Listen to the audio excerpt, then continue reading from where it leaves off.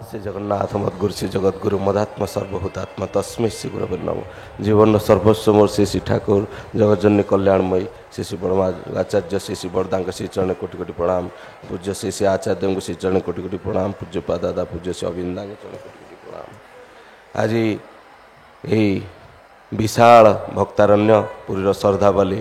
प्रिय परमंकर 103तम यही स्मृति महोत्सव उत्कलागमनी स्मृति महोत्सव उपस्थित महामान्य सभापति सन्थगण एवं हजार हजार पांजाधारी कर्मी ऋत्विक देवता अधूर्य जाजक एवं लक्ष लक्ष यही भक्तगण समस्त को मोर भक्तिभूत जय गुरु प्रणाम। परम प्रेमकर अशेष कृपा एवं वरिष्ठ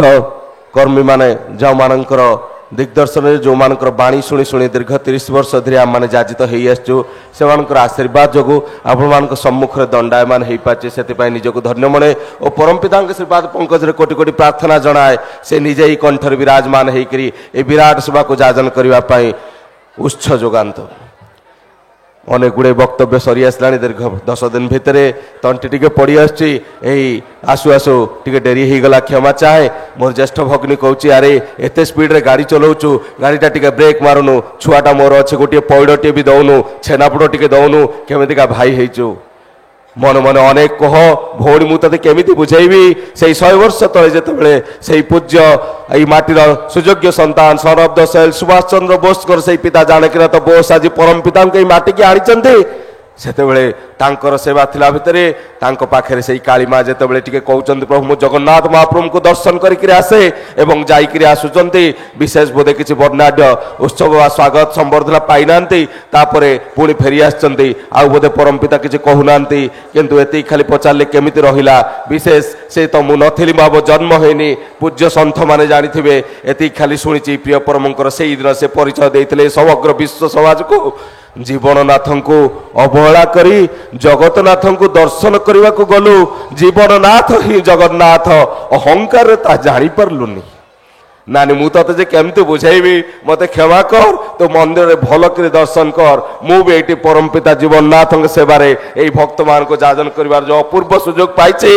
3 लोक आज मोर मान बढ़ी जाइए से आउ थे ये पांजाधारी वरिष्ठ कर्मी एवं सभापति महोदय एवं समस्त सुधीबृंद को मोर अंतर जय गुण जनाए।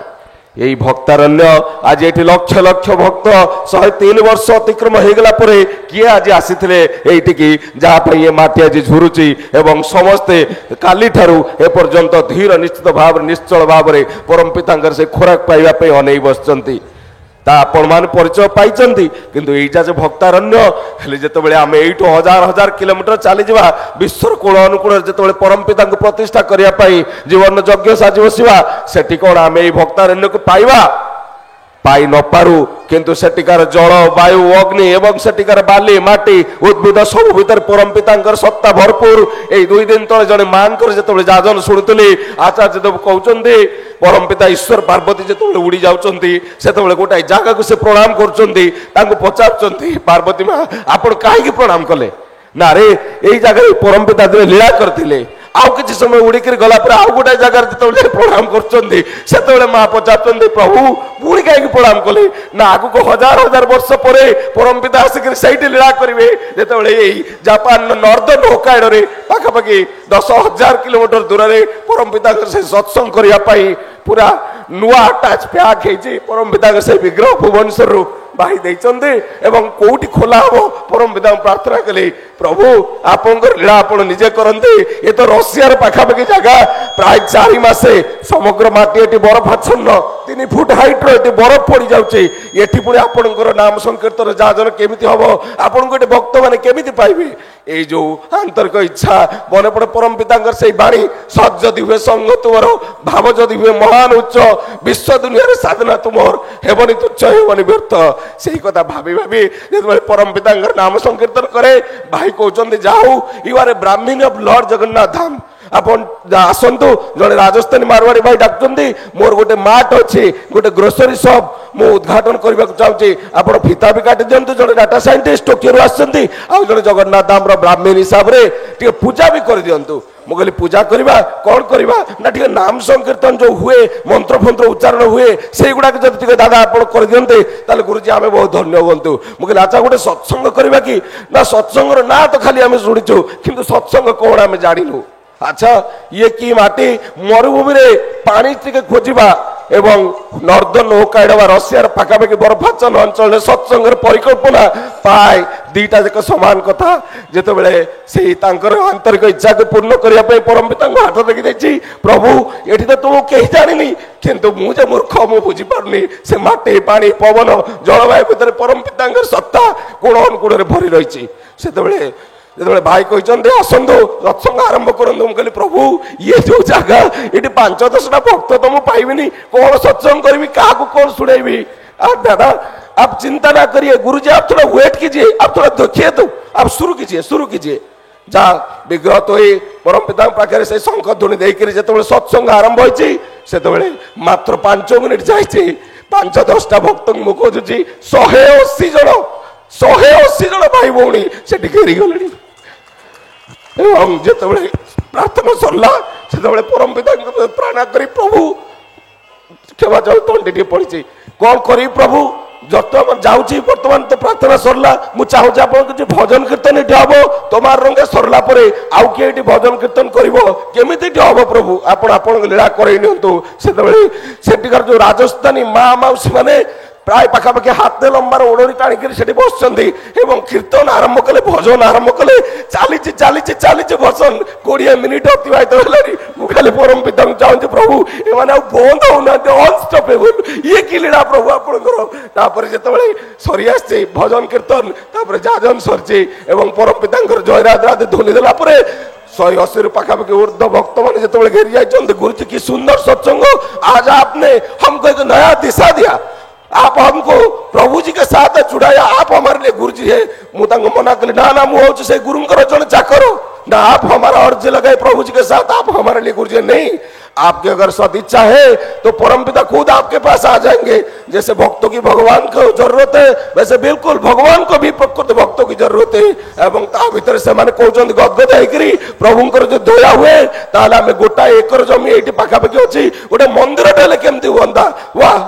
जहाँ आचार्य देवकर आशीर्वाद अच्छी जत पार जापान ने प्रचार प्रसार करो आम गोटे मंदिर कथा परिकल्पना करूँ हजार हजार टंका कोटी कोटी टंका कौट जुटेबू से जड़े जापानी भाई आसिक प्रणाम कर दौरान सत्संग जो समाप्त हो क्षमा प्रकाश कर प्रभु जाओ भक्त मैंने आसिले बड़ कथा कि आपको प्रणाम टे किए देव 1002 येन जो निजे प्रणामित हो भूली आसी देखे 27,000 येन से प्रणामी थाली प्राय भरपूर हो जाए जमीर मालिक निजे आसिक प्रणाम करके 10,000 येन प्रणाम दौरान से भाई की कहते ये जो 1 एकर जमीटा अच्छी यहाँ तुम नहीं जा तुम डेभलप करो यहाँ से भाई कहते ये दादा आज मंदिर काम आम करदे जदि परम पिता इच्छा थाए से 3टी जगार टिक चिन्ह दे परम पिता आचार्य पाखे सप्ताह तले जो प्रार्थना करदे आसी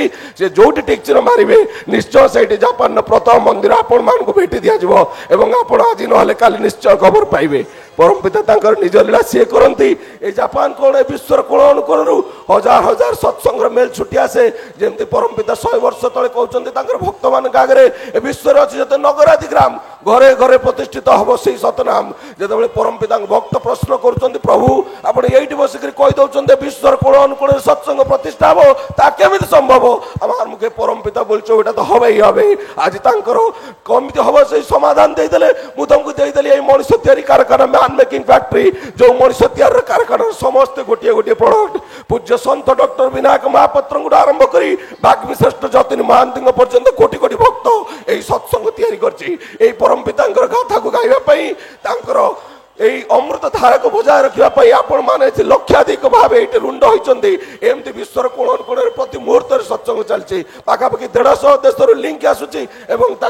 आम पाइक गदगद और अल्प कई दिन अच्छी जहाँ भितर आम पाइक आहरी धन्य हो उठा आज जो 103 वर्ष अतिक्रम होती परम पिता कोटी कोटी प्रार्थना एमती 1030 वर्ष धरिक कहीं लक्ष लक्ष वर्ष धरिक पुरी माटी आपंकर उत्सव पालू यह केवल ओडिशार गुरु भाई कहीं विश्वर कोण अनुकोण आसुवा गुरु भाई मान पेंटस्थली हो से दिन जानवे ये धरावक्षर आसी से दिन रामचंद्र कृष्णचंद्र बुद्धदेव जीसस ख्रास्ट प्रॉफेट मोहम्मद नदियानी माई चैतन्य महाप्रभु रामकृष्ण ठाकुर से अष्टम सिक्वेन्स जुग पुरुषोत्तम श्री ठाकुर अनुचंद भाव में विश्व को जो वर्तमान घारी रखी ये आटम बम कौटी विस्फोरण हो हिंदू मुसलमान बौद्ध ख्रीष्ट चारिटा कनसेप्टर विरोध भितर मुझे आह्वान दूसरी परम पिता से भक्त मान let the Hindus find him as their new Ram and new Krishna. Let the Muslim lovers find him as their new Prophet Muhammad. Let my beloved Christian sisters and brothers find you as their new Jesus Christ. Let my beloved Buddhist brothers and sisters find you as their new Prophet Buddha.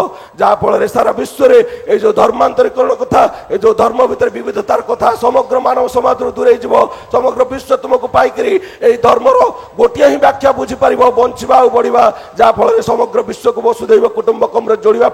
परम पिता जो आप्राण उद्यम जो आंतरिक इच्छा ता सफल हो पार और कृति शिष्य हिसाब से आम विश्व कोण अनुकूल शांति गाई उठा वंदे पुरुषोत्तम एवं शेष से शपथ को पुनश्च दोहरे कहवा हे परम पिता मु तुम संतान मोर जड़ता नहीं मोर दुर्बलता नहीं मुझे तुमको बोली नरकाड़ को दौड़ी जी ना तुम ज्योति की पचक अंधकार अंधकार बोली चित्कार करी ना